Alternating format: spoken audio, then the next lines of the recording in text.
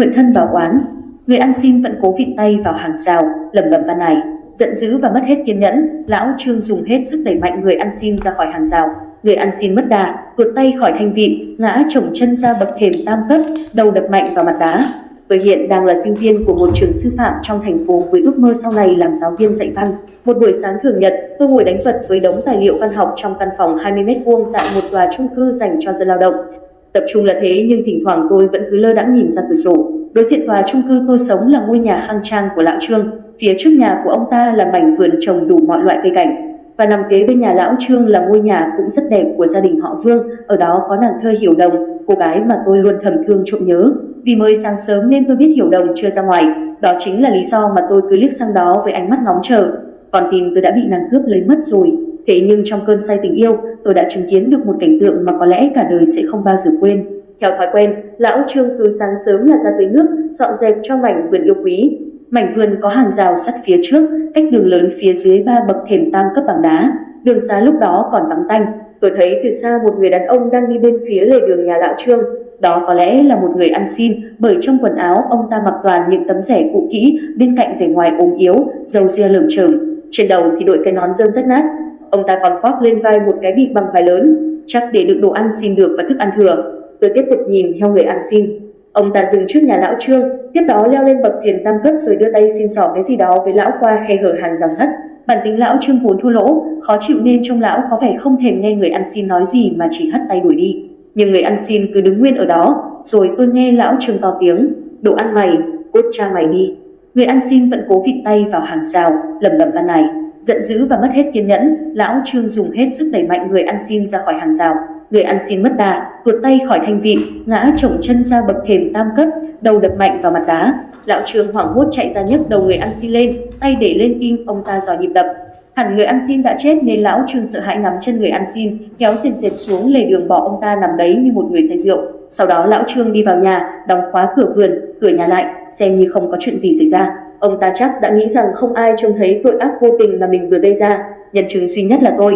Không lâu sau có người đi ngang qua thấy người ăn xin nằm bên đường. Cảnh sát và xe cứu thương được gọi đến. Xác người ăn mày được cho vào xe cứu thương và trở đi mất. Mọi việc diễn ra như vậy. Lão Trương sống để bụng chết mang theo, chẳng ai còn nhớ đến cái người ăn xin chết đường chết chợ đó nữa. Còn về phần mình, tôi cẩn thận không bao giờ hé ra một lời về chuyện này cho bất cứ ai.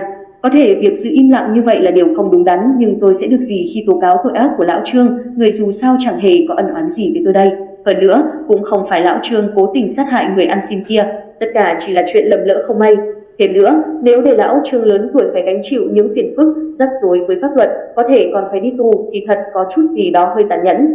Tốt hơn hết là để cho ông ta chịu sự phán xét của lương tâm. Lâu dần tôi cũng quên đi cái bi kịch thương tâm đó, nhưng mỗi khi gặp lão Trương, tôi lại cảm thấy có chút bàng hoàng. Ông ta không thể ngờ được rằng tôi là người duy nhất đã chứng kiến toàn bộ bí mật có lẽ là ghê gớm nhất của cuộc đời lão. Sau đó, tôi tránh mặt và không bao giờ nói chuyện với ông ta nữa. 3 năm sau, tôi lấy bằng sư phạm ngành ngôn ngữ và trở thành ông giáo dạy văn như mơ ước. Nàng thơ của tôi, Vương Hiểu Đồng đã không lấy tôi làm chồng mà chọn một kẻ may mắn khác. Thời gian đó, Hiểu Đồng mang thai sắp đến ngày sinh nở. Nàng vẫn sống trong căn nhà tuyệt đẹp ấy và chính nàng vẫn đẹp hơn bao giờ hết. Một buổi sáng thường nhật, tôi đang dạy kèm mấy đứa nhóc học sinh trung học trong căn phòng 20 m² năm xưa là nơi chứng kiến vụ án mạng. Và cũng như ngày nào, thỉnh thoảng tôi lại liếc ra cửa sổ. Và cảnh tượng trước mắt đây khiến tim tôi nhảy loạn xạ. Tôi cứ ngỡ mình bị ảo giác. Trên con đường, một người đàn ông đang đi về phía nhà gia đình họ Vương. Chắc chắn ông ta là người ăn xin 3 năm trước bị lão Trương đẩy chết. Không thể lẫn lộn vào đâu được cái vẻ ngoài ốm yếu, râu ria lởm chởm và cái bị bằng vải dơ bẩn đó. Quên đám học trò, tôi bước tới đứng bên cửa sổ. Người ăn xin đi chậm lại như thể đã đến nơi ông ta muốn đến. Tôi nghĩ bụng, ông ta trở về để báo thù lão Trương đây mà. Thế nhưng người ăn xin không dừng lại trước nhà lão Trương mà đi tới nhà gia đình họ Vương, mở chốt cửa rồi bước vào một cách tự nhiên. Tôi điên lên vì lo lắng. Tôi bảo đám học trò: "Các em tự ôn tập nhé, thầy đi chút rồi sẽ trở lại ngay." Tôi chạy ra khỏi tòa chung cư, vội vàng đi tới nhà gia đình họ Vương. Đứng ngay trước cửa là mẹ của Hiểu Đồng, bà Vương. Bà Vương nhìn tôi một cách ngạc nhiên. "Ở kìa, là anh giáo sống ở tòa chung cư bên đường đó ư? Chào cháu." Đúng thật là một phép màu trời ban. Bà đi tới nắm lấy hai tay tôi lay mạnh. Mẹ Hiểu Đồng vốn rất quý tôi, nhưng hành động thân thiết của bà lúc này làm tôi chẳng hiểu gì hết. Tại sao bà lại nói phép màu trời ban gì ở đây? Hóa ra Hiểu Đồng vừa mới lâm bồn hạn sinh một bé trai. Mọi người đều mong ước đứa trẻ lớn lên sẽ có nhiều tri thức và may thay, người đến thăm đầu tiên lại là tôi, một anh giáo trẻ. Bà Vương tỏ ra rất vui mừng. Tôi chưa biết phải hỏi về chuyện người ăn xin thế nào và đang nghĩ có nên giữ im lặng rồi cho qua luôn không. Sau đó tôi nảy ra một ý, tôi bèn lơ đãng hỏi. Thật ra tôi bước vào mà không bấm chuông vì có thấy một người ăn xin mang cái bị to mà giơ giấy lẻn vào nhà mình. Tôi sợ ông ta ăn cắp đồ trong đây. Mọi người trong nhà ai nấy đều nhìn tôi bằng ánh mắt ngạc nhiên như thể không hiểu cái anh giáo này đang nói gì. Bọn tôi ngồi trong phòng khách từ đó đến giờ đâu thấy người ăn xin nào đâu nhỉ. Vậy có khi là tôi nhìn lộn rồi, xin phép cả nhà. Sau đó bà Hương mời tôi vào phòng của Hiểu Đồng và em bé mới sinh. Trong hoàn cảnh này tôi chẳng biết nói gì hơn là chúc mừng nàng. Suýt xoa nhìn đứa bé đỏ hòn và hỏi vợ chồng nàng đã đặt tên cho em bé chưa. Họ nói đã đặt tên đứa bé là Hữu Tài.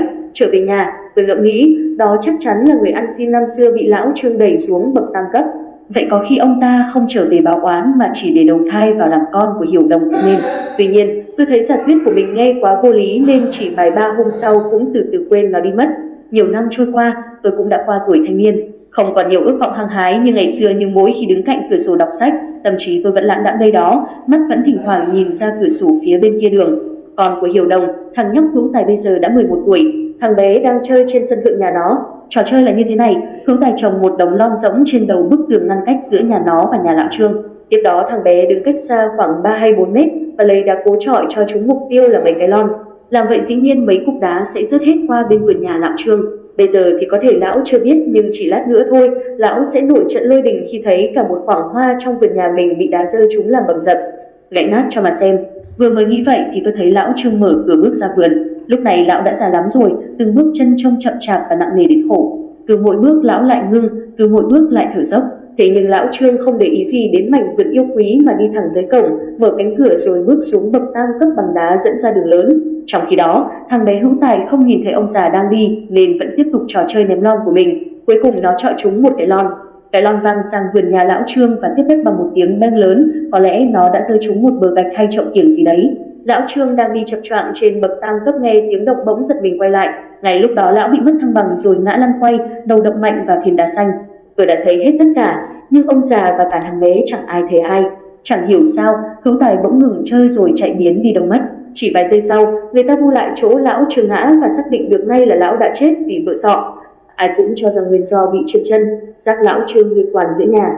Cùng hôm đó, một tin khác đến nhưng không làm tôi ngạc nhiên. Thằng bé Hữu Tài bỗng nhiên biến mất, người ta tìm kiếm khắp nơi mà không thấy nó đâu cả. Tôi chợt nhớ lại giả thuyết người ăn xin nhập vào thằng bé Hữu Tài năm xưa.